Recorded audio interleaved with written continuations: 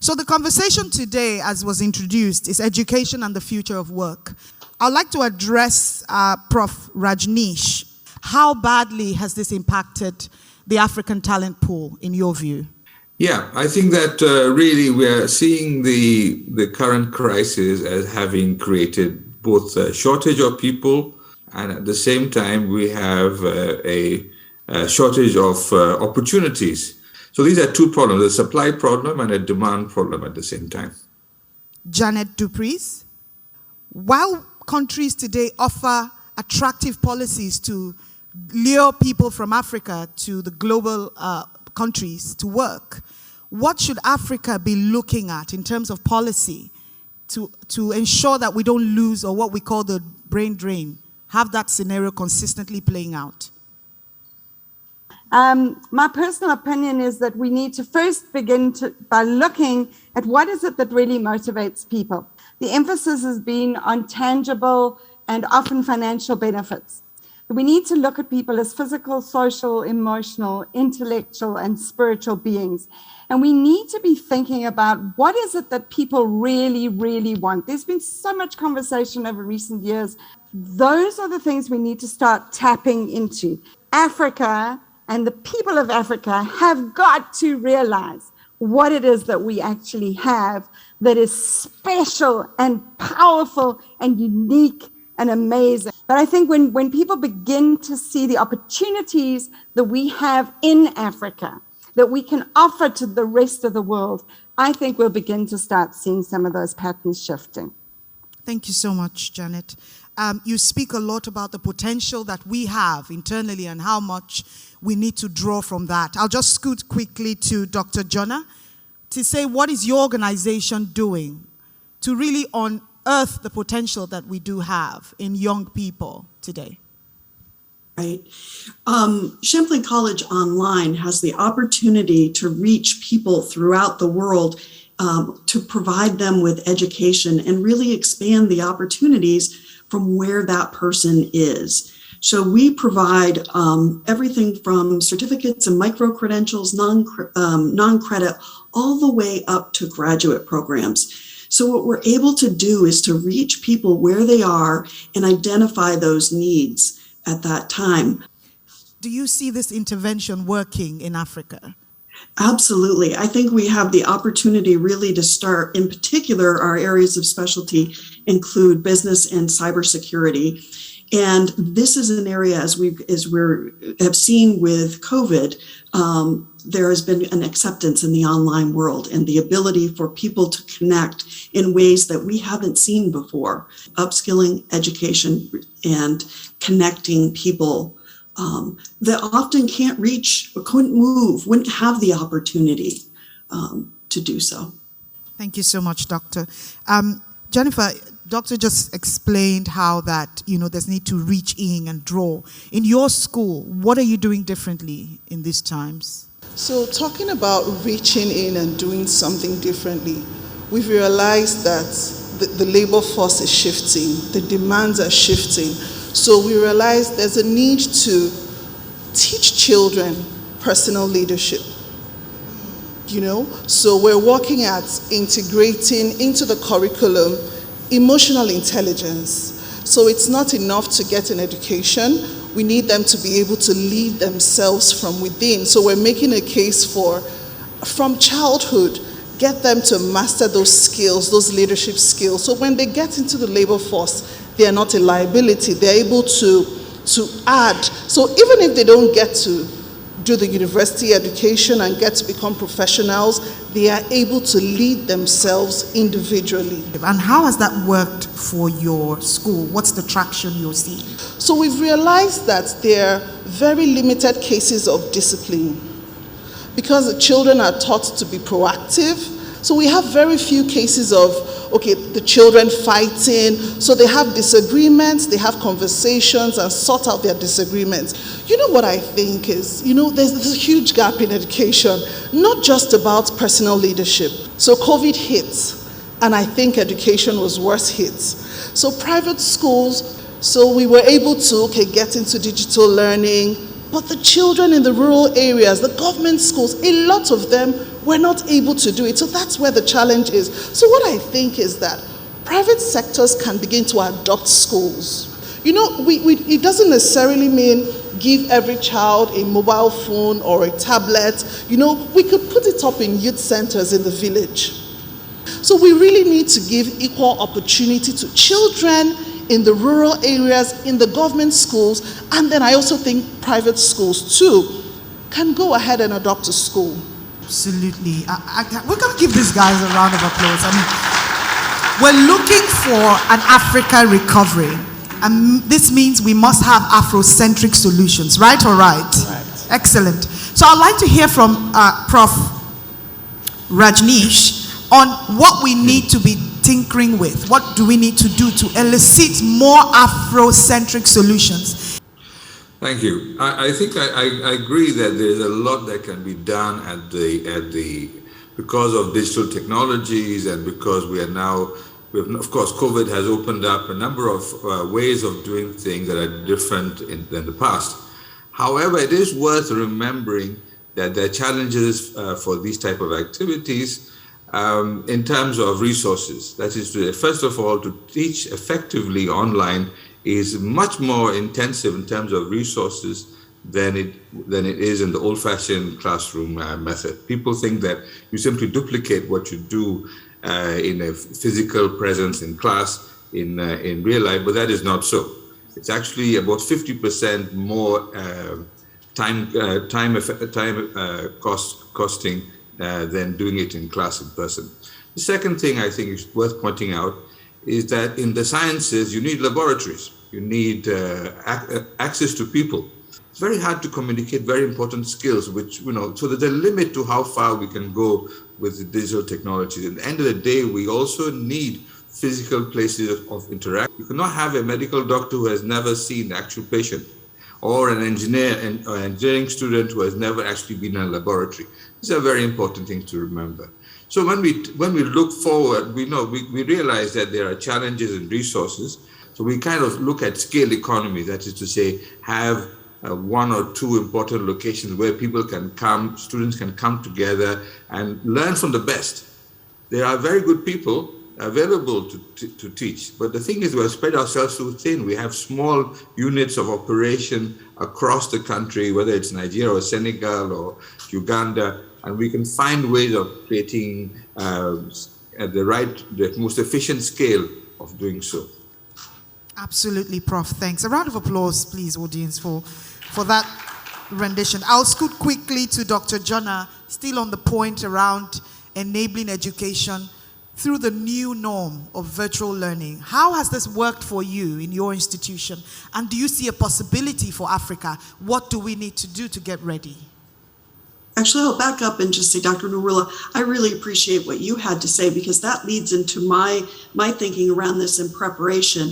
And that really is the balance of modalities in learning, from that face-to-face to online component. But I think, again, it goes back to balancing. How do we bring that online space and really maximize this opportunity for students, for people to learn and to gain these skills going forward? Janet, tell me, in your view, how can we negotiate this curve in Africa? I'd like to actually say something that may be a little bit different, because there's been so much conversation around moving education online, moving business online, how do we go remote? And we know that in Africa we've got a lot of challenges in that regard in terms of access. And I don't want to actually perpetuate the same conversation. I want to challenge our thinking a little bit.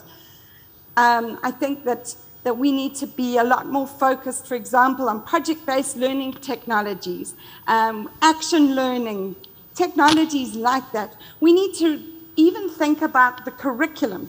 You know, we are so stuck in a particular way of delivering education.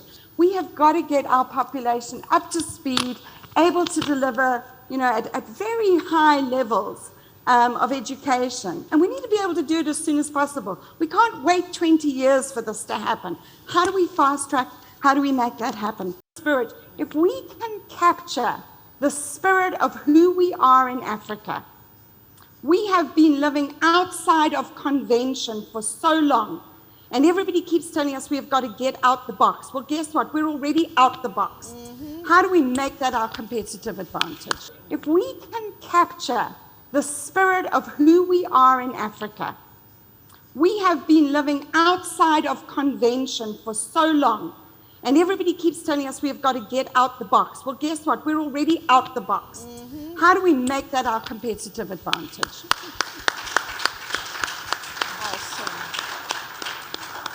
Let's have the first question. Hello, good afternoon. Good I'll afternoon. stand on existing protocols. My name is Nonyo Mahi. I'm a medical laboratory scientist and I consult in business development and HR.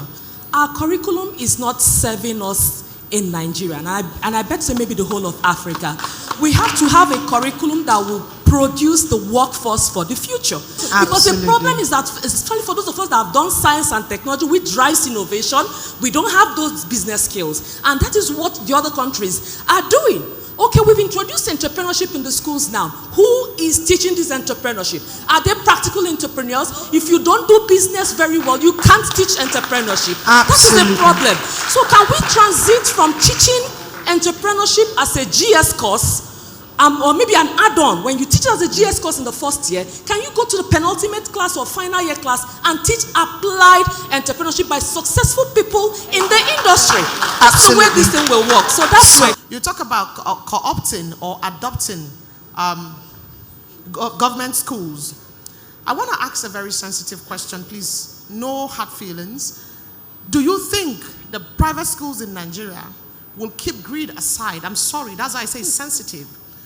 Do you think they will keep greed aside and collaborate with government schools in order to achieve what we're talking about? By the time you said you want to co-opt or adopt government schools, when you talk about educational system in Nigeria, I want you to understand that the root cause of migration, or because she asked a question about people leaving the country for a greener pasture, like they put it.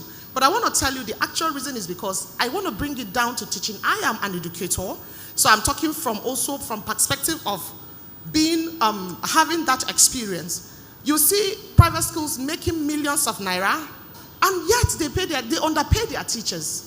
So I want to please ask, since you are in the system, can you please, there is a forum I believe for teachers, will there be an avenue whereby this teacher's salary or whatever can be reviewed to at least give them a sense of belonging, knowing fully well that they are giving back to the society? It is really refreshing to understand that even those on the panel, they understand where Africa is, Nigeria is, when it has to do with education. Now, I don't want to look at the teachers. I want to talk about the students themselves. We have a lot of opportunities overseas for people who have either gone through primary school, secondary school, university, they want to further their education, and these opportunities are mouth-watering. Over 65% of Nigeria's populace rests there. So how can we be talking development and all of that, and we're not looking back to pull them along? A lot has been said about innovation, a lot has been said about development, but how are we pulling along more than half of the population that rests in nothing, absolutely nothing? I completely recognize what you're describing here. How do you get people to invest time into education? How do you get societies where people are living hand to mouth to go to school and to acquire the education that they need? And this is of course the source of one side is why we have a large amount of unemployed youth, because we simply don't have the people who are employable in many cases. They have skills which are not appropriate for the 21st century. On the other hand, we also have the problem of when they get to school, how do you support yourself? How do you go for further education? How do you improve yourself? Even if you have the ability, you must have and this is the problem that Nigeria, 80% of the economy, 80% of the Nigerian workforce is in the informal sector, which means they are working for themselves. And of that 80%, I would say 60% of that are working on a subsistence basis. They make just enough or even less than they need to survive on a given day. So this is actually a fundamental problem, not just in Nigeria, but across Africa, but perhaps highest. Nigeria is one of the highest informal sectors, largest informal sectors in the world. So this is indeed a problem. So finding ways to do both, create jobs of the right kind and give people the freedom to have an education. This is the fundamental development problem that Africa faces. Every international agency asks the same question: how can we do this? And I'd love to give you a full answer, but then I think I need an hour. All right, we'll give you that at another time. I'll let Jennifer go quickly and respond to the prompts that were made. Okay, so I'll start with the 2 days a week school. Beyond providing education, we would realize that for the parents, going to school every day solves a need, true or false? It solves a basic need. So some people that cannot afford childcare, cannot afford support at home, rely on school. That's the truth. And children don't just go to school to get an education for social reasons. Then what she said about the curriculum is so true.